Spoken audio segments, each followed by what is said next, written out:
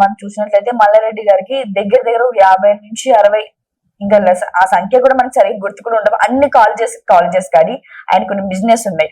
So అవంతా ఎలాంటి అక్రమమా లేకపోతే న్యాయమైన సొమ్మేనా మీరు ఏమంటారు? మీరు ఈ దుండిగల్ ఏరియా, కండ్లపూయ ఏరియా, బాచ్పల్లి ఏరియా, ఈ రీజియన్ లో చిన్న పిల్లల్ని అడిగినా చెప్తారు.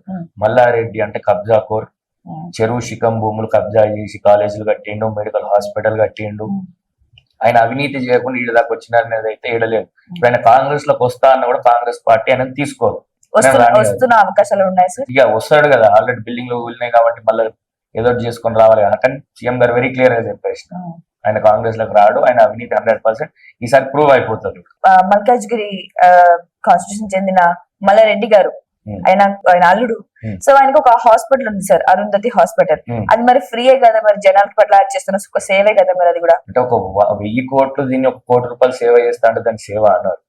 నువ్వు ఒక 10 కోట్లు సంపాదించి 5 కోట్ల రూపాయలు సేవ చేస్తే దాన్ని సేవ అంటావు. నువ్వు 1000 కోట్లు పబ్లిక్ భూములు తీసుకొని 1 కోటి రూపాయలు ఏదో నామమాత్రంగా ఒక హాస్పిటల్ పెట్టి దాంతో నేను సేవ చేస్తున్నా అని షో చేయడం కాదు, నిజంగా సేవ చేయాలి. అట్లా మీరు నిజంగా సేవ చేసేది ఉంటే ఈ సూరారంలో పెద్ద హాస్పిటల్ ఉన్నది, ఆడ మీరు ఒక పేషెంట్ చనిపోయినాక కూడా పేషెంట్ బతుకున్నాడు అని చెప్పి ఒక 4-5 లక్షల రూపాయలు గుంజారు విక్టిమ్స్ దగ్గర.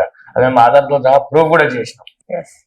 ఆ కాలేజ్ కూడా, మెడికల్ కాలేజ్ హాస్పిటల్ కూడా చెరువులో కట్టిన హాస్పిటల్. అది మీకు ఆడ వర్షం పడితే మీరు రానున్న వర్షాకాలంలో చూడొచ్చు ఇది హాస్పిటల్ చెరువు అనేది మీకు అర్థమైపోతుంది.